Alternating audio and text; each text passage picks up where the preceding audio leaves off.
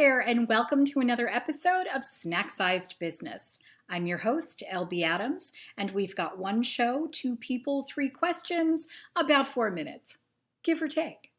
Today on the Zoom, it is my pleasure to introduce you to Emily Jordan.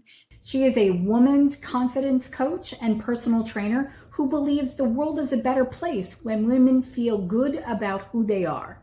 She works with women and teen girls, helping them to own who they are and to feel confident, not just in their physical bodies, but in all the roles they play in their lives. She's a Louisiana native and has lived as far away as France, but has loved calling Charleston home for the past 2 years. Welcome to the show, Emily Jordan. Hello and welcome to the show, Emily Jordan. I'm so happy to have you here. Thanks for having me. I'm excited to chat.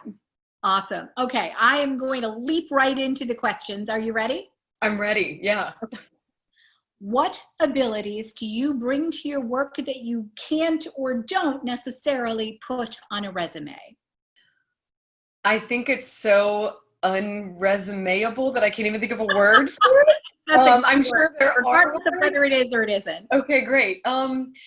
I have always felt like I have this ability to feel into other people pretty quickly, kind of pick up on people's energy, not in a woo-woo-y way, but kind of just how they're feeling and stuff, which lends itself to super easy and natural relationship forming, which is a huge part of my work. But I don't really know how I would put that on a resume other than strong relationship skills. But really just it's kind of chameleon relationship stuff. You just kind of are in attunement with other people, I guess. I love sans woo woo. Yes, sans the woo woo. Yes. What does your 10 years ago self need to know right now? Probably the same thing myself now could continue to be reminded of, which is just always be diving into the things that are most in alignment with who you really are. It's super easy, I think, especially 10 years ago. Me was 17 years old, so they were being pulled in a lot of different directions. But just knowing that if you stay choosing things that are for you and that you want to be doing, the rest will flow and come together.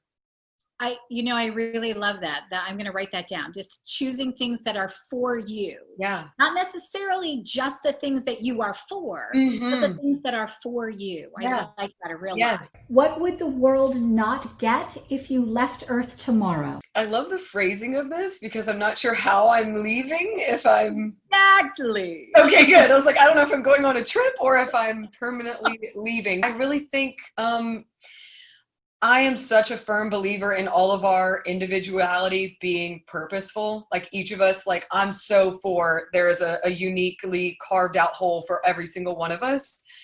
And so I think if I left, number one, my uniqueness would leave, but also the world would miss a cheerleader and a champion for individuality. I want to be just a constant reminder that we all have a purpose doing and being exactly who we are, not somebody else. Yeah.